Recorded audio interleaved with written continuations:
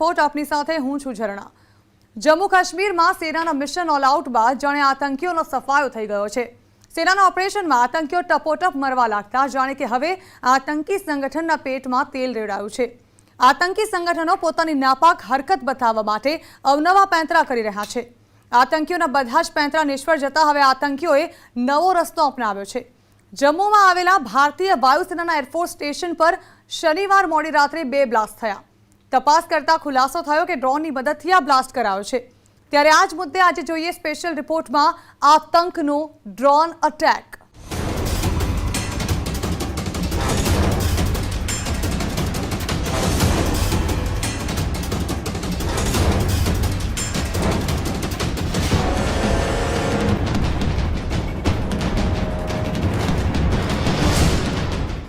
हाल जम्मू घाटी में घना दिवसथी शांति हती।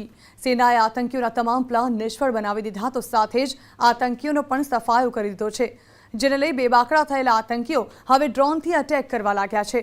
वायुसेनाना एरफोर्स स्टेशन पर ड्रोननी मददथी 2 ब्लास्ट कराया। आतंकीओ कोई मोटा षड्यंत्रने अंजाम आपवा मांगता हता, परंतु तेओ पोताना नापाक मनसूबामां सफळ थया न हता।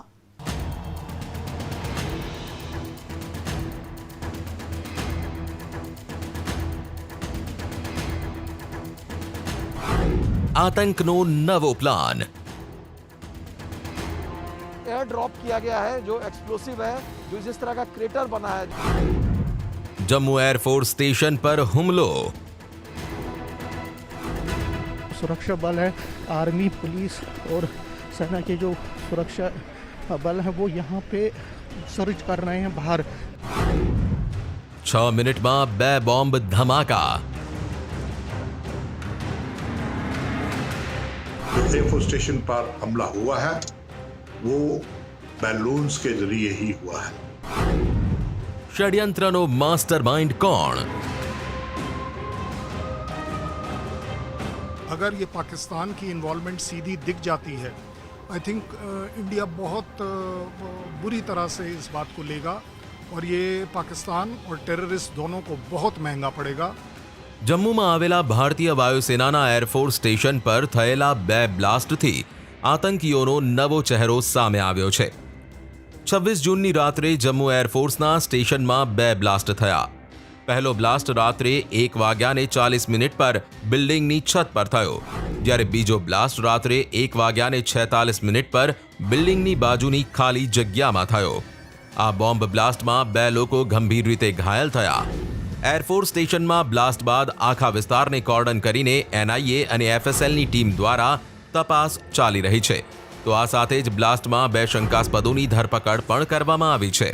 हाँ बिल्कुल, देखो इसमें कोई शक नहीं, ये जो भी अभी ड्रोन का अटैक हुआ है टर्मिनल एरिया आपका एयरफोर्स स्टेशन जम्मू में, ये एक प्रकार आतंकवादी घटना है और इसके अंदर पाकिस्तान की आईएसआई की इन्वॉल्वमेंट है। ये अलग बात है कि ये ड्रोन हो सकता पाकिस्तान से उड़ के ना आया हो और इसको यहीं पर असेंबल किया गया हो, क्योंकि 12 से 14 किलोमीटर ड्रोन इतना नहीं कर सकता, इसलिए ये यहीं पर असेंबल करके इसके अंदर आईडी वगैरह डाल के और इसको एक प्रकार से टारगेट को ऊपर भेजा गया एज ए वेपन।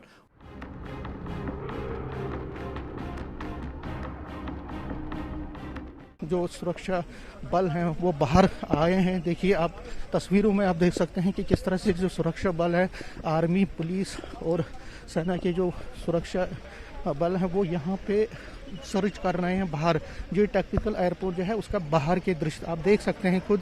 यहाँ पे जो सेना है और बाकी फॉरेंसिक टीम्स के जवान हैं वो यहाँ पे बाहर हैं, देख सकते हैं वो किस तरह से देख रहे हैं चीज़ों को, क्योंकि मैं आपको बता दूं पूरा एरिया जो है ये बहुत ही सेंसिटिव एरिया है। આતંકીઓએ પોતાના ષડયંત્રને અંજામ આપવા માટે ડ્રોનનો ઉપયોગ કર્યો છે। એરફોર્સ સ્ટેશનમાં બ્લાસ્ટ પહેલા 2 ડ્રોનનો અવાજ સંભળાયો હતો।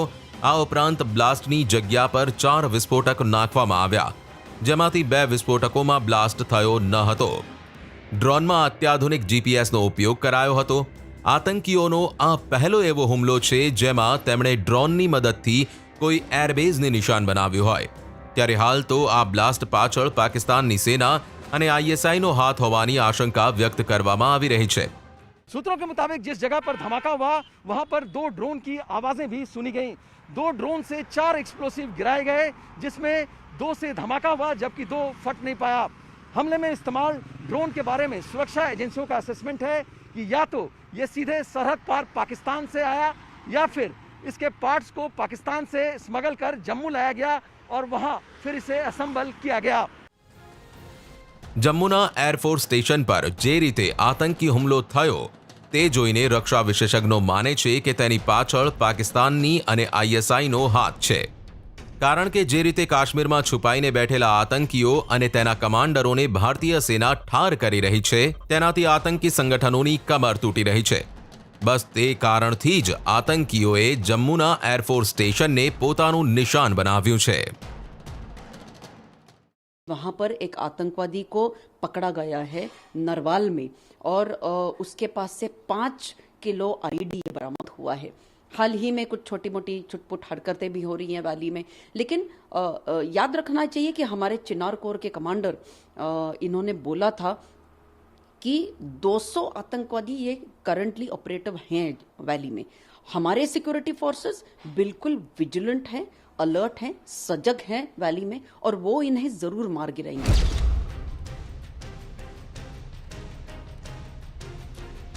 આ બ્લાસ્ટ કઈ રીતે થયો? બ્લાસ્ટ માટે કોણે ષડયંત્ર રચ્યું? કયા આતંકી સંગઠનોનો હાથ છે? તે તમામ સવાલોનો જવાબ હાલ એનઆઈએ શોધી રહી છે, પરંતુ રક્ષા વિશેષજ્ઞો માને છે કે એરફોર્સ સ્ટેશન પર થયેલા બ્લાસ્ટના જે દ્રશ્યો સામે આવ્યા છે તે આ બ્લાસ્ટ પાછળ કોઈક આતંકી સંગઠનનો હાથ હોવા તરફ ઇશારો કરી રહ્યા છે। તેવામાં જમ્મુ એરફોર્સ સ્ટેશન પર હાજર એનઆઈએ અને એનએસજીની ટીમ બ્લાસ્ટનો ટેરર એંગલ શોધી રહ્યા છે। इसमें कोई दो राय नहीं कि अभी हमें अपनी जो एंटी ड्रोन स्ट्रैटेजी बनानी पड़ेगी, क्योंकि ड्रोन एक छोटे से इक्विपमेंट होता है जो कि सिग्नेचर नहीं देता और एक तो रडार पकड़ नहीं पाता क्योंकि एक तो छोटा है और एक 100 से 150 फीट की हाइट पे चलता है। तो आने वाले समय में जो ड्रोन है वो एक बहुत बड़ा चैलेंज है हमारे लिए, पूरी दुनिया में, और भारत इसकी एंटी ड्रोन स्ट्रैटेजी बना रहा है। और जिस प्रकार से ये स्मैश 2000 इजराइल ने एक बहुत एंटी ड्रोन स्ट्रैटेजी बनाई है, उसको भी हम ले रहे हैं। डीआरडीओ भी इसके अंदर काफ़ी काम किया है उसने और इसको रिफाइन कर रहा है। तो मुझे लगता है आने वाले समय में हमें अपनी एक एंटी ड्रोन स्ट्रैटेजी पुख्ता बनानी पड़ेगी। છેલ્લા ઘણા સમયથી પાકિસ્તાનમાં બેઠેલા આતંકીઓ ડ્રોનની મદદથી ભારતીય સીમામાં હથિયાર અને દારૂગોળો મોકલવાનું કામ કરી રહ્યા છે। તેવામાં રક્ષા વિશેષજ્ઞો માને છે કે આ બ્લાસ્ટ પાછળ પાકિસ્તાનની સેનાનો જ હાથ છે।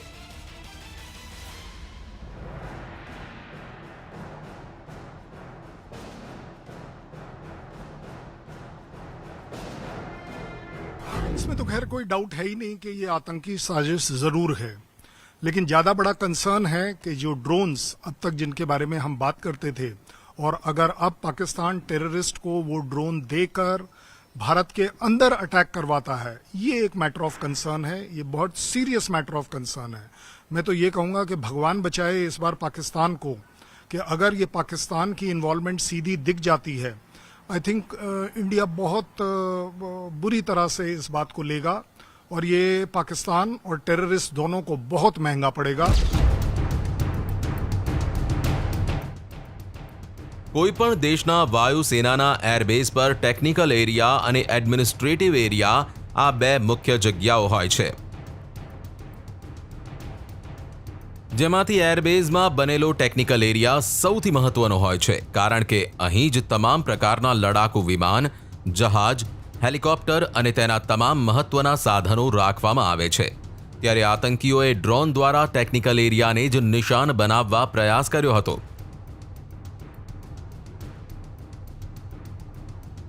जम्मू के एयरफोर्स स्टेशन पर धमाका ड्रोन के जरिए किया गया, इस बात की तो पुष्टि हो गई है, लेकिन अभी भी सुरक्षा जांच एजेंसियां इस बात को खंगालने में लगी है कि आखिर किस तरीके का ड्रोन था। लेकिन जो सूत्र बताते हैं कि ये ड्रोन जम्मू के इलाके में ही तैयार किया गया था, जिसमें एक क्वाडकॉप्टर में एक क्रूड बॉम्ब को टेप के जरिए जो है बांधा गया था, और जहां पे कैमरा लगा होता है वहां जो है एक पेपर कटर लगाया गया था, जो कि कैमरे के मूवमेंट के साथ उस टेप को धीरे धीरे काटता रहा और जैसे ही वो क्रूड बॉम्ब नीचे गिरा वो धमाका हो गया। જમ્મુ એરફોર્સ સ્ટેશન એ દેશનું એક મહત્વપૂર્ણ એરબેઝ છે.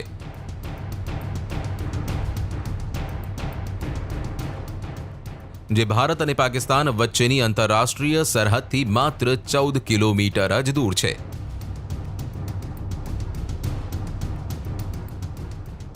અને જે રીતે થોડા સમયથી જમ્મુ કાશ્મીરમાં શાંતિ પૂર્વવત થઈ છે અને સાથે જ જે રીતે પાકિસ્તાનના આતંકીઓ ભારતીય સેનાના હાથે ઠાર થઈ રહ્યા છે તેનાથી પાકિસ્તાન અને આતંકી સંગઠનોની ઊંઘ હરામ થઈ ગઈ છે. ત્યારે આવા સમયે જમ્મુ એરફોર્સ પર થયેલો આ ડ્રોન બ્લાસ્ટ ખૂબ જ ગંભીર છે.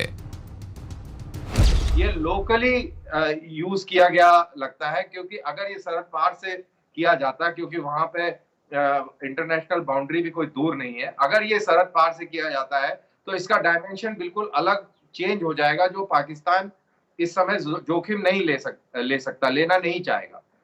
और अगर उसको यहाँ लोकली भी किया गया है जो अवेलेबल ड्रोन्स के जरिए, तो भी ये बहुत सीरियस थ्रेट है.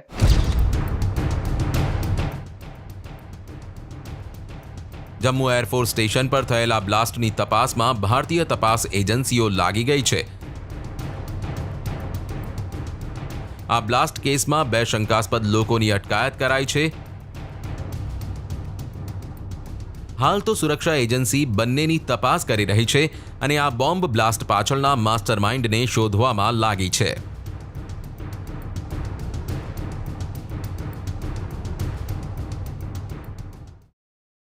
Drones, swarms and other such elements will change the very nature and character of warfare. We are quite concerned about drones being applied in this domain, and therefore we have been continuously working on countering drone technology, and you will be happy to know that our own DRDO has made some success and have demonstrated their capability to counter these drones.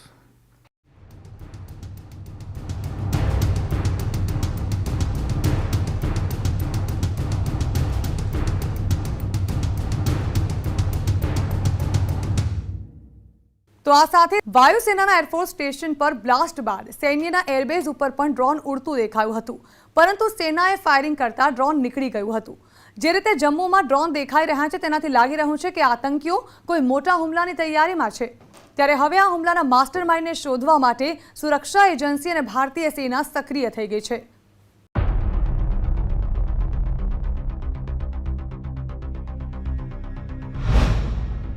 જમ્મુમાં સૈન્ય camp પાસે drone.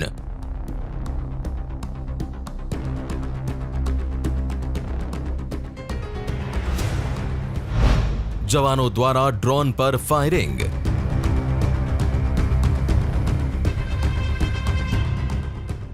જમ્મુના air force station પર હુમલા બાદ ફરી સેનાના camp પર ડ્રોન ઉડતા દેખાયા હોવાનો દાવો કરાયો છે. જમ્મુના કાલુચક છાવણીમાં 28 જૂનની વહેલી સવારે 3 વાગ્યાની આસપાસ સૈન્ય કેમ્પ પર ડ્રોન જેવી વસ્તુ ઉડતી દેખાઈ હતી, જે બાદ સેનાના જવાનોએ ડ્રોન પર લગભગ 20 થી 25 રાઉન્ડ ફાયરિંગ કર્યું હતું. जम्मू टेक्निकल एयरपोर्ट पर हुए 2 ड्रोन से ब्लास्ट के बाद एक और ड्रोन स्पॉट किया गया है जम्मू के कालूचक इलाके में. इस साइड का पूरा आर्मी का एरिया है, जिस इलाके में जो ड्रोन जो है रात लगभग 3 बजे के करीब स्पॉट किया गया था. और आप देखें तो सेना की क्योरिटी की गाड़ी भी जहां पर खड़ी कर दी गई है. जम्मू कश्मीर पुलिस के जवान जो हैं वो भी तैनात हैं, आर्मी के दूसरे जवान भी जहां पर सुरक्षा को लेकर पहुंचे हुए हैं. पूरा इलाका जो है कैंप के भीतर का वहाँ पर सर्च ऑपरेशन जारी है, क्योंकि घटना लगभग 3 बजे की है जब जहाँ पर एक ड्रोन को स्पॉट किया गया और उसके बाद उस ड्रोन के ऊपर सेना के जवानों ने फायरिंग की थी. लगभग 20 से 25 राउंड उसके ऊपर फायर हुए थे. पूरे इलाके को घेरा गया है. सेना के जवान जो हैं वो उस जगह को ढूंढ रहे हैं कि अगर ड्रोन को हिट किया गया तो वो किस इलाके में गिरा है. જમ્મુના એરફોર્સ સ્ટેશન પર હુમલા માટે આતંકીઓએ અનમેન્ડ એરિયલ વ્હીકલ એટલે કે ડ્રોનની મદદથી એરબેઝ પર બોમ્બ ફેંક્યા છે, જેમાં પાકિસ્તાની આતંકવાદીઓએ ભારતના પ્રતિષ્ઠાને નિશાન બનાવવા માટે પ્રથમ વખત ડ્રોનનો ઉપયોગ કર્યો છે. એરફોર્સ સ્ટેશન પર થયેલા ડ્રોન અટેક પાછળ પાકિસ્તાની સેના અને આઈએસઆઈનો હાથ હોવાની પૂરી શક્યતાઓ છે। ત્યારે હાલ સુરક્ષા એજન્સીઓ આ અંગે તપાસમાં લાગી ગઈ છે। मुट्ठी भर कायर लोग, हताश और निराश लोग हर कोशिश कर चुके हैं। आपको याद होगा जब लोकतांत्रिक और डेमोक्रेटिक प्रक्रिया पंचायत के चुनावों के जरिए शुरू हुई, तब भी इन्होंने इस तरह की हरकतें की थी। जम्मू कश्मीर के लोग प्रगति की धारा में मजबूती के साथ आगे बढ़ रहे हैं और यही उन ताकतों की हताशा और निराशा का कारण है। और जो कायराना हरकत इन लोगों ने की है, वेट एंड वॉच, उनको उसका जो है वो सूद ब्याज के साथ उनका जवाब मिलेगा। જમ્મુ એરફોર્સ સ્ટેશનમાં બ્લાસ્ટની તપાસમાં લાગેલા એજન્સીઓને આશંકા છે કે ડ્રોનની મદદથી બ્લાસ્ટ કરવા પાછળ આતંકીઓના નિશાને હેલિકોપ્ટર્સ હતા, પરંતુ તેઓ નિષ્ફળ રહ્યા હતા। शुरुआती पड़ताल के बाद जांच में जुटी एजेंसियों का असेसमेंट है कि ड्रोन के जरिए गिराया गया एक्सप्लोसिव टारगेट चूक गया। दरअसल असली टारगेट हेलीकॉप्टर डिस्पर्सल पार्क था, जहां एक हेलीकॉप्टर खड़ा हुआ था। हेलीकॉप्टर डिस्पर्सल पार्क उस जगह को कहते हैं जहां पर हेलीकॉप्टर को पार्क किया जाता है और यहां से हेलीकॉप्टर उड़ान भरता है। ડ્રોન બોમ્બ બ્લાસ્ટની તપાસ કરતી એજન્સીઓને શંકા છે કે આ ડ્રોન પાકિસ્તાન નજીકના નિક્કી વિસ્તાર તરફથી આવ્યા છે। જમ્મુ એરફોર્સ સ્ટેશન પણ આ વિસ્તારની પાસે જ છે। આ વિસ્તાર પાકિસ્તાનની સરહદથી માત્ર 15 કિલોમીટર દૂર છે। નિક્કી તવીના રસ્તે જ ડ્રોન આવ્યાની શંકા સેવવામાં આવી રહી છે, પરંતુ એરફોર્સ સ્ટેશન પર લાગેલા ટાવરો અને સૈન્ય સુરક્ષાના કારણે ડ્રોન એ જગ્યા પર બ્લાસ્ટ ન કરી શક્યા જ્યાં બ્લાસ્ટ કરવા માંગતા હતા। આ પહેલા પણ ઘૂસણખોરી માટે આતંકીઓએ નિક્કી તવી રસ્તાનો જ ઉપયોગ કરેલો। जम्मू टेक्निकल एयरपोर्ट मामले में एक नया खुलासा हुआ है। सुरक्षा एजेंसियों को पता चला है कि जो ड्रोन वहां पर भेजे गए थे वो इस इलाके से कहीं ऑपरेट हो सकते हैं। सूत्रों के अनुसार रोहिंग्यों का एंगल भी देखा जा रहा है, क्योंकि यहाँ पर एक बस्ती रोहिंग्यों की है और माना जा रहा है कि जो ड्रोन जो वहाँ पर जो ऑपरेट हुए हैं वो इस इलाके से हो सकते हैं, क्योंकि सीमा पार से ऑपरेट कर पाना ड्रोन को बहुत मुश्किल था। जो ट्रिगर को वहाँ पर जो दबाए गए और उसके बाद जो ब्लास्ट हुए हैं वो इस इलाके से ऑपरेट किए गए हो सकते हैं। રોહિંગ્યા કનેક્શનની તપાસ।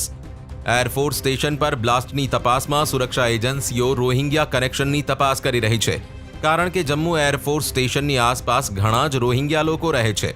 ત્યારે તપાસ એજન્સીઓને શક છે કે પાકિસ્તાન દ્વારા આતંકી હુમલા માટે રોહિંગ્યા લોકોનો ઉપયોગ કરવામાં આવ્યો હોઈ શકે છે। સુરક્ષા એજન્સી આ ડ્રોન હુમલાના માસ્ટરમાઇન્ડ સુધી પહોંચવા માટે તમામ એંગલથી તપાસ કરી રહી છે। ત્યારે અત્યાર સુધીની તમામ તપાસ પાકિસ્તાનની સેના અને આઈએસઆઈ તરફ ઇશારા કરી રહ્યા છે। સ્પેશિયલ રિપોર્ટ અહીં સમાપ્ત કરીશું, પણ અન્ય વધુ સમાચારો વિસ્તારથી જોવા માટે આપ જોતા રહો ન્યૂઝ 18 ગુજરાતી।